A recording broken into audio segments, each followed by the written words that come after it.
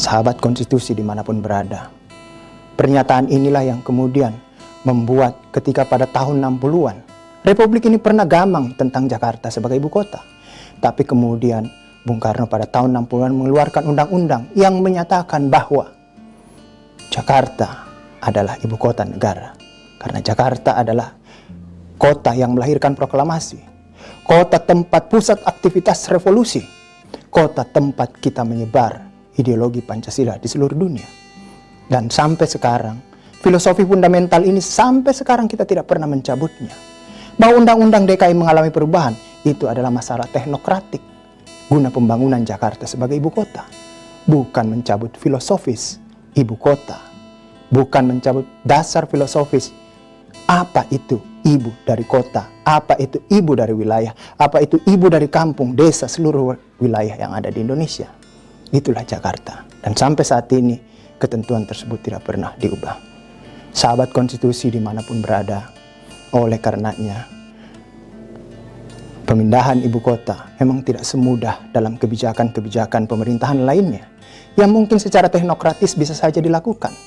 Cukup dengan ketemu dengan ketua umum partai politik, kemudian mendapatkan dukungan dari parlemen.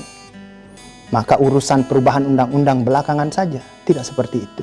Karena ada nilai-nilai fundamental, ada nilai historis Jakarta sebagai ibu kota yang memang sangat sulit untuk kita lekatkan.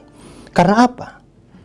Bisa dimaknakan bahwa jikalau kita ingin memindahkan ibu kota dari Jakarta, itu sama dengan ingin mencabut dasar fundamentalis bahwa Jakarta ternyata bukan lagi ibu tempat melahirkan proklamasi, bukan ibu yang menjahit merah putih, bukan ibu tempat memfasilitasi para pendiri bangsa menghadirkan Pancasila, menghadirkan konstitusi yang kita nikmati sekarang.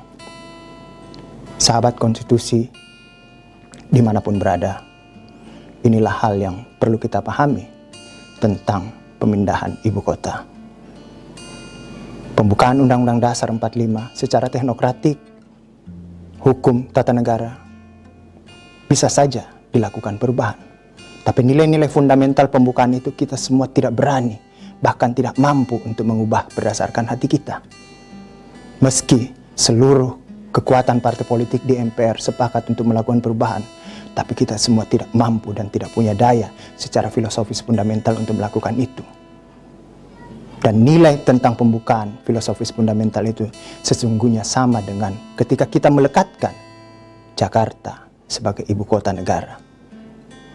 Bahwa kemudian sebagai pusat pemerintahan, sebagai ibu kota negara, ketika kemudian aktivitas perekonomian ingin semua mendekat kepada kekuasaan, sehingga Jakarta sebagai kota dikelilingi, terkepung oleh aktivitas perekonomian, bahkan kapitalisme.